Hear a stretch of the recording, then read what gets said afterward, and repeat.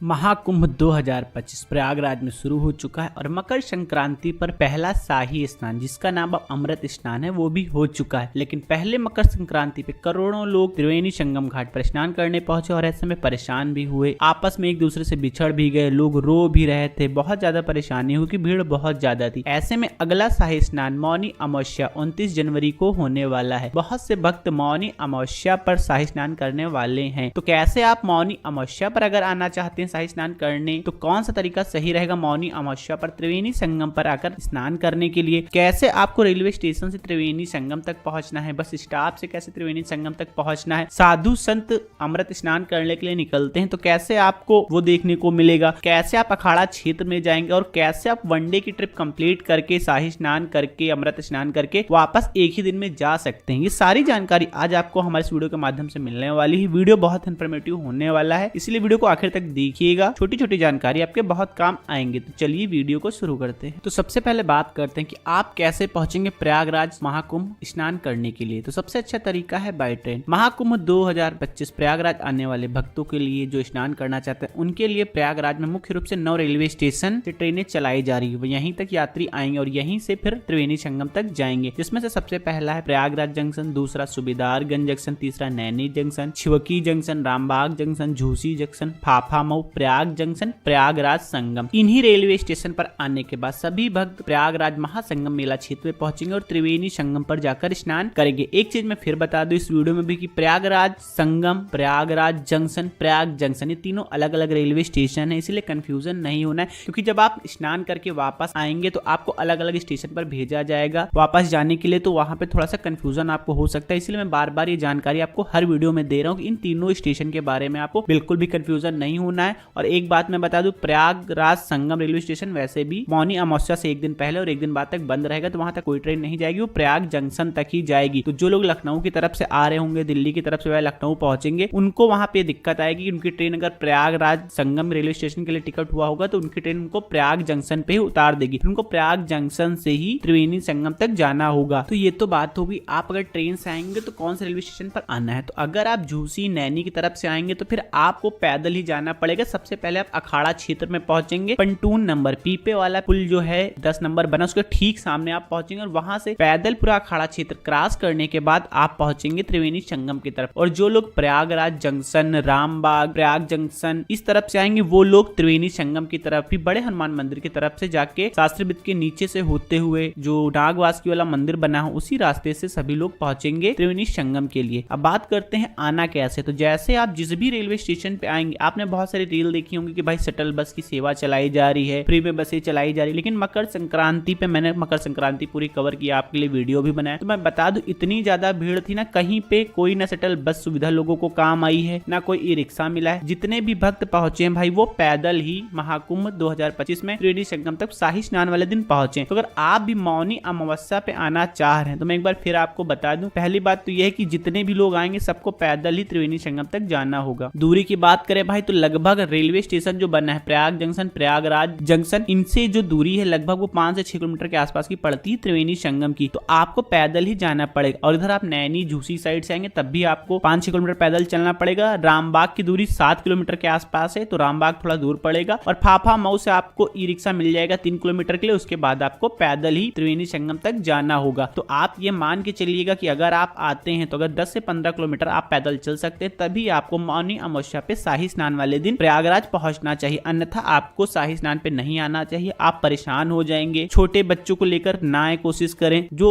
लोगों की एज 60 साल से ज्यादा है उनको शाही स्नान पे नहीं आना चाहिए। मैं ये अपने हिसाब से बता रहा हूँ भाई, क्योंकि मैंने वहां की सिचुएशन देखी है, आपने वीडियो देखा है, बहुत सारे सबने अच्छा बताया, मैं भी बता सकता हूँ, लेकिन मुझे नहीं बताना है। मैं एक सही जानकारी दे रहा हूँ ताकि आने वाले लोगों को कोई भी प्रकार की किसी भी प्रकार की कोई भी परेशानी महाकुंभ में आने के बाद ना हो। भाई स्नान करना है, आप शाही स्नान के बाद भी आप महाकुंभ जब तक चल रहा है तब तक आप बहुत आराम से स्नान कर सकते हैं। पूरा जो कुंभ का समय होता है 1.5 महीने का, उस समय अगर आप स्नान करते हैं त्रिवेणी संगम में तो आपको भीड़ भी नहीं मिलेगी और आपका आराम से स्नान भी हो जाएगा। बहुत से लोग ऐसे थे भाई मकर संक्रांति वाले पे स्नान करने आए थे, उनको त्रिवेणी घाट संगम पे स्नान करना था, लेकिन वो वहां तक पहुंचे ही नहीं। उन्होंने अलग अलग घाटों पर स्नान किया और वो वापस चले गए। तो इससे अच्छा तो यही है ना भाई, अगर आप त्रिवेणी संगम पर स्नान करने के उद्देश्य से आ ही रहे हैं कुंभ, तो आप शाही स्नान के अलावा किसी और दिन आ जाइए, बहुत आराम से आपको दर्शन हो जाएंगे जितने भी आसपास के टूरिस्ट प्लेसेस हैं, और आपका स्नान भी हो जाएगा। शाही स्नान पे अगर आप आएंगे तो स्नान करने में आपको बहुत दिक्कतों का सामना भी करना पड़ेगा। करोड़ों की भीड़ में घुस के आपको छोटे से स्थल पर जाके स्नान करना होता है। लोग एक दूसरे के ऊपर चढ़े हुए होते हैं, धक्का मुक्की होती है, एक दूसरे से लोग भाई बिछड़ जा रहे थे। मकर संक्रांति के स्नान में बहुत सारी दिक्कतों का सामना है। बहुत कम लोगों ने इस चीज को दिखाया, लेकिन मैं पहले ही बता दूं मौनी अमावस्या 29 जनवरी को है, अभी काफी दिन है, तो आप थोड़ा सा प्रिपेयर हो जाइए। मैं डरा नहीं रहा हूँ किसी को। ये सारी दिक्कतें हर प्रकार की जो मैं बता रहा हूँ आपको फेस करनी ही पड़ेगी, ये आप मान के चलिएगा। तो आप त्रिवेणी संगम में स्नान करने का विचार जो कर रहे हैं शाही स्नान पे, सोच समझ के करिए शाही स्नान वाले दिन। इसके अलावा आप चाहें तो बाद में आ सकते हैं। ये तो बात हो गई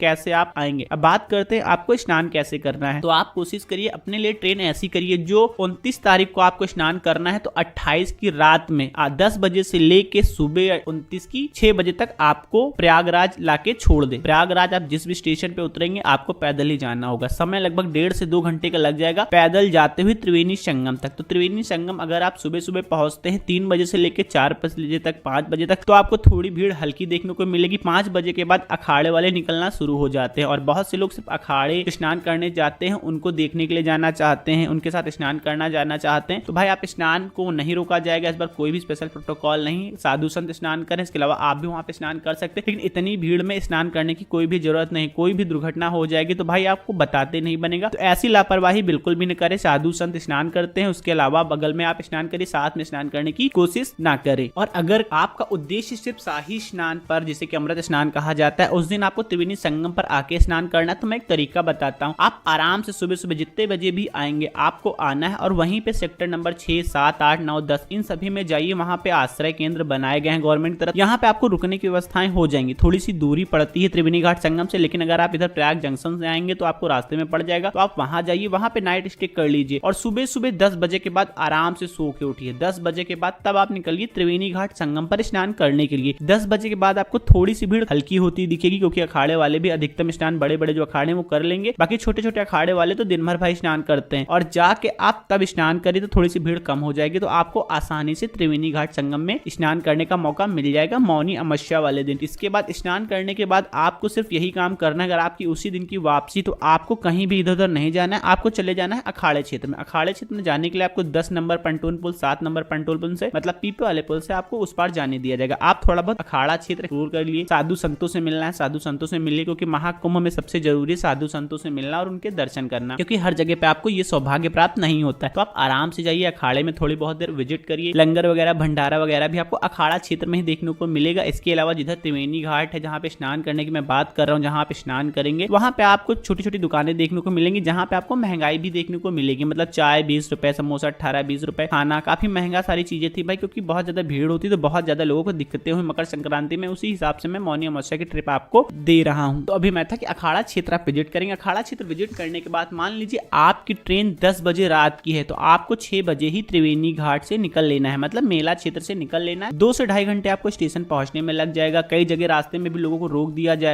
रहा था, क्योंकि भीड़ बहुत ज्यादा थी मकर संक्रांति में। तो इससे ज्यादा भीड़ मौनी अमावस्या पर आएगी, तो मौनी अमावस्या पर भी आपको बहुत दिक्कतों का सामना करना पड़ेगा। अगर आप मौनी अमावस्या पे दर्शन करने आ रहे हैं, तो स्नान करने आ रहे थे, और लेटे हनुमान जी मंदिर भाई बंद कर दिया गया था मकर संक्रांति पे, तो इसलिए मौनी अमावस्या पर भी बंद कर दिया जाएगा, तो आपको दर्शन करने का सौभाग्य नहीं प्राप्त होगा। हाँ, अगर आप प्रयाग जंक्शन साइड से आएंगे तो आपको रास्ते में नागवासुकी टेम्पल पड़ता है, तो आप वहां पे दर्शन कर सकते हैं। तो वनडे की ट्रिप जितने लोग मौनी अमावस्या पे प्लान कर रहे हैं भाई, उनको सिर्फ सबसे मेन मकसद उनका होना चाहिए, उनको स्नान करना और अखाड़ा क्षेत्र विजिट करना। इसके बाद उनको वापस चले जाना है। और मैं जो बता रहा हूँ 2 से 2.5-3 घंटे पहले आपको अखाड़ा क्षेत्र से, मेला क्षेत्र निकल के स्टेशन पे पहुंच जाना है अपनी ट्रेन के लिए, ताकि कहीं भी कोई दिक्कतों का सामना ना करना पड़े। और एक चीज मैं बता दूं, मकर संक्रांति पर वहां पे बहुत सारे बाइक वाले लोकल लोग जो थे वो सवारियां ढो रहे थे 2 से 2.5 किलोमीटर के लिए, और लोगों से चार्ज कर रहे थे भाई 500 रुपए, 600 रुपए, 400 रुपए। तो आपको इनके जाल में नहीं फंसना है, आपको आराम से पैदल ही आना है, पैदल ही जाना है। जब आप 10 किलोमीटर चल लेंगे तो भाई आप 2 किलोमीटर और चल सकते हैं। आपको 500-700 रुपए खर्च करने की कोई भी जरूरत नहीं है। इसके अलावा रेलवे स्टेशन से जब आप वापसी करेंगे तो वहां अगर आपके पास जर्नल टिकट है तो आपको कई जगह पे रोका जाएगा। जैसे ट्रेन आएगी फिर आपको बारी बारी से छोड़ा जाएगा, तो आपको बिल्कुल भी परेशान नहीं होना है। गवर्नमेंट ने ये व्यवस्थाएं इसीलिए की ताकि कहीं भगदड़ ना बच पाए, कोई चोट ना खा पाए। आपको देर हो सकती है लेकिन आप सुरक्षित रहेंगे, और आपको बिल्कुल घबराना नहीं है, परेशान नहीं होना है, क्योंकि ये ऐसा स्नान है जहां करोड़ों श्रद्धालु पहुंचेंगे। सबकी एक इच्छा है कि उनको दर्शन करना है, स्नान करना है। तो आप आराम से आइए, आराम से स्नान करके अपने घर को वापस जाइए, परेशान मत होइए। भीड़ है इसीलिए इस चीज की दिक्कत है, पैदल चलना, भीड़ होना, एक दूसरे के ऊपर चढ़ जाना, तो इस तरीकों से आपको ना बहुत ज्यादा दिक्कतें होंगी। लेकिन अगर आप आना ही चाहते हैं मौनी अमावस्या पे तो मैंने आपको सारी जानकारी दी। आप आराम से आइए, आराम से स्नान करिए और वापस चले जाइए। एक चीज और मैं क्लियर कर दूं, अगर आप मौनी अमावस्या पे आते हैं त्रिवेणी संगम पर स्नान करने की भीड़ बहुत ज्यादा है भाई, तो वहाँ पे बहुत सारे घाट बने हैं, तो आप इनमें से किसी भी घाटों पे स्नान कर लेंगे तब भी भाई पुण्य बराबर ही आपको मिलने वाला है, क्योंकि पूरा क्षेत्र ही त्रिवेणी संगम क्षेत्र कहलाता है। और जो लोग अपनी कार से आना चाहते हैं मौनी अमावस्या वाले दिन स्नान करने, जो लोकल लोग हैं जो 400-500 किलोमीटर की रेंज में, तो उनके लिए मैं बता दूं, आप जिस भी साइड से आएंगे आपको 5 किलोमीटर पहले ही पार्किंग की व्यवस्थाएं की गई, कहीं पे 7 किलोमीटर पहले, कहीं पे 3 किलोमीटर पहले, तो हर जगह आपको पार्किंग मिलेगी। पार्किंग में आपको अपनी कार खड़ी करनी पड़ेगी, उसके बाद आपको पैदल ही त्रिवेणी घाट संगम तक पहुंचना पड़ेगा, फिर आप वहां स्नान करने के बाद फिर वापस आप जा सकते हैं। तो दोस्तों आज की वीडियो में बस इतना ही। कैसा लगा आज का हमारे कमेंट करके बताइएगा, और हमारे महाकुंभ की वीडियो कैसे लग रहे हैं भाई इसके भी कमेंट कर दीजिएगा, इससे थोड़ा सा हमको आसानी हो जाएगी आगे वीडियो बनाने में। मिलते हैं आपसे नेक्स्ट अपडेट के साथ, तब तक के लिए हर हर Mahadev. Subscribe now and press the bell icon. Never miss an update.